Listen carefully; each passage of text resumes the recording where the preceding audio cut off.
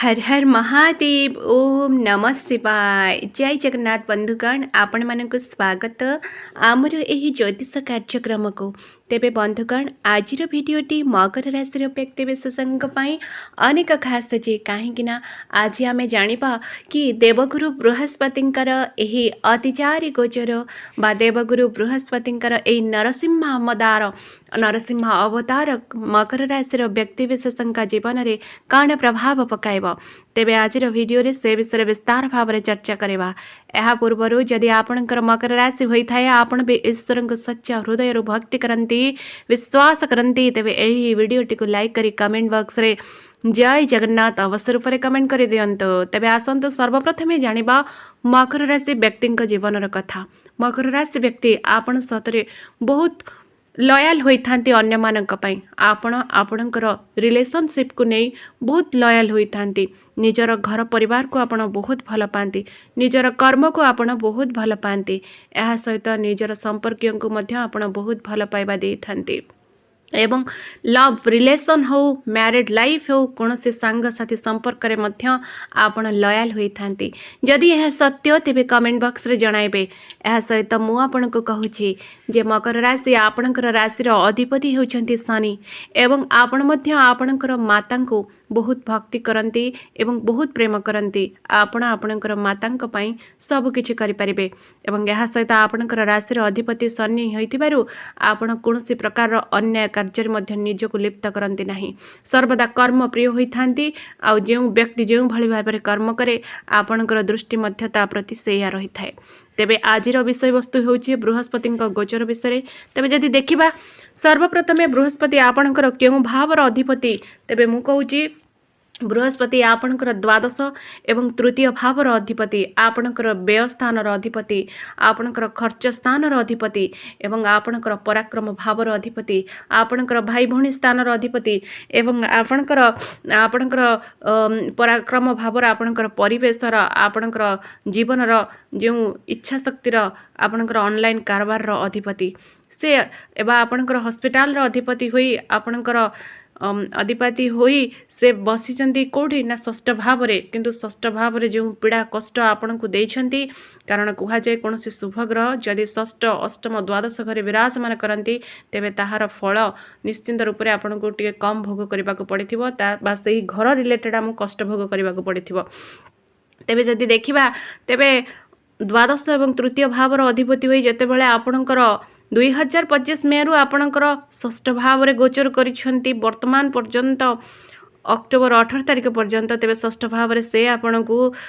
लोनगत समस्यार चिंता आपण को प्रदान करिथिबे पेट जनित समस्या मध्य देखा जाइथिबो बा जदि आगुर कौन समस्या थिला ताहा दूर हो जाइथिबो। यह सहित आपणकर गुप्त शत्रु माने मध्य आपणक पछरे लागिथिबे एवं आपणकर जदि कौन कंपटीशन एग्जाम थाए तेबे डेफिनेटली आपण एही समय रे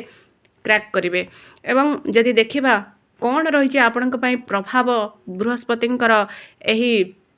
नरसिंह अवतार बंधुगण एथिपाई कहीं 12 वर्ष थे जितेबाला कर्कट राशि को बृहस्पतिंकर गोचर होता है कर्कट राशि रे बृहस्पति उच्चस्थ होती एवं बहुत पावरफुल हो जाती और पॉजिटिव पावरफुल होती और पॉजिटिव रिजल्ट देते तेज जितेबाला आपणकर कर्कट राशि को बृहस्पति गोचर करती बृहस्पति कर्कट राशि को जो गोचर करती आपणकर सप्तम भाव को गोचर करती केंद्र को गोचर करती तेज जो सप्तम भाव में गोचर करती प्रथम तो से आपणकर वैवाहिक जीवन में सुख प्रदान करिथांती जदि हस्बैंड वाइफ का मध्य कौन प्रकार मन मनांतर थिला डिस्टर्बेंस थिला प्रथमे ताको दूर करिथांती आपणकर षष्ठ भाव में रही प्रथमे तो से आपणकर लाइफ पार्टनर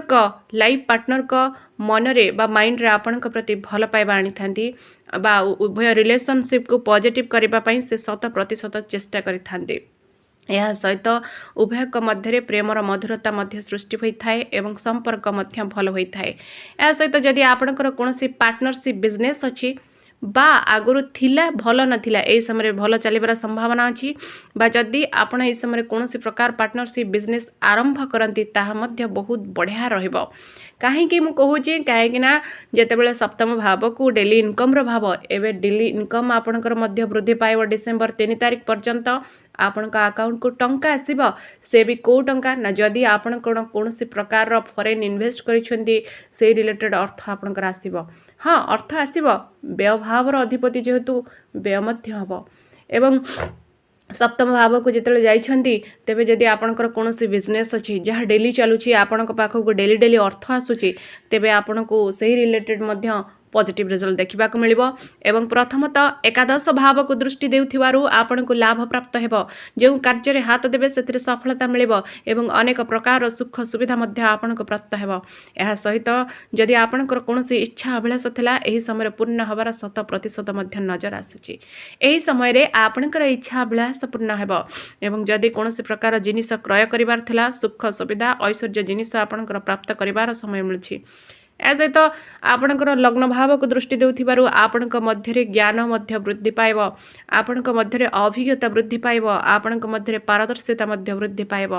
एवं लोक मानक पाखरे आपणकर परिचय सृष्टि हेब समाज रे जनगहना रे आपण नूतन परिचय सृष्टि करेंगे मान सम्मान आपणकर वृद्धि पाइब आपण को अनेक क्षेत्र में सम्मानित करा जाय पारे बा यह समय आपणकर शारीरिक सुस्थता लाभ करेंगे अनेक प्रकार मेंटल कंडीशन आपणकर भल रहिबो एवं यह सहित तृतीय भाव को मध्य दृष्टि रहउछंती जेतेबेले बृहस्पति यही अक्टोबर 3 तारिख पर्यंत अक्टोबर 18 तारिख रु डिसेंबर 3 तारिख पर्यंत केन्द्र रे रही सप्तम भाव रे रही कर्कट राशि रे रही आपणकर तृतीय भाव को दृष्टि दउछंती तृतीय भाव बृहस्पतिंकर निज घर जेतेले निज घर को से दृष्टि दउछंती तेबे निश्चित ये 1000% पॉजिटिव रिजल्ट देबे कोन प्रथमे तो मु कहूची ध्यान देकी सुनंतु आपणकर भाई भौणी को जदि कोनोसी साना भाई भौणी अछंती तेबे तांको सहित आपणकर संपर्क बहुत भल हेबो एवं आपणकर केही सानो भाई भौणी आपणको जीवन र किछि शिक्षा बा कोनोसी सजेशन दियंती तेबे ताहा मध्य आपणकर जीवन पई बहुत भल हेबो उभयंक मध्य रे संपर्क मध्य मधुर रहइबो एवं कोनोसी जदि ऑनलाइन कारबार आपणकर अछि जदि आपणकर कोनोसी ऑनलाइन बिजनेस अछि बा आपणकर आपण इन्फ्लुएंसर अछंती यूट्यूब आपणकर अछि बा इंस्टाग्राम रे अछंती फेसबुक हो कोनोसी प्रकार सोशल मीडिया प्लेटफॉर्म रे अछंती ऑनलाइन कारबार रिलेटेड आपणकर बिजनेस अछि ताहा बहुत डेवलप करिवो सेथिरे आपणको लाभ प्राप्त हेबो आपणकर नूतन परिचय सृष्टि हेबो मान सम्मान मध्य आपणकर वृद्धि पाइबो या भितर आपणकर पराक्रम भाव होइथिबारु आपणक मध्यरे सत्साहस वृद्धि पाइब आपणक मेंटल कंडीशन ठीक रहबा हेतु कार्य को सद्भाव रे करिबार सब जिंस को सामना करबा को आपणक मध्यरे वृद्धि मध्य देखा दिबो साहस मध्य देखा दिबो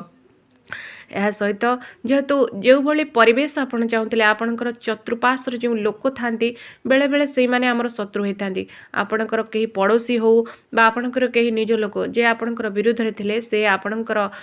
बुद्धि ज्ञान एवं कार्य कौशल देखिकी आपणकर प्रशंसा करबा को लागिबे आपणक पाखक मित्रतार हाथ बढ़ाइबे उभयंक मध्य संपर्क एबा बंधुता मध्य घनिष्ठ हेबा नजर आसुछि पड़ोसीक सहित संपर्क मध्य मधुर हेबा नजर आसुछि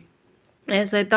तृतीय भाव को जदि देखुछंती तेबे प्रथमे तो छोट मोट यात्रा आपण करि पारंती पूर्वरु भी कहिथिली आपण यात्रा करिवे एवं जेहेतु निज भाव को देखुछंती एवं यात्रा भावर अधिपति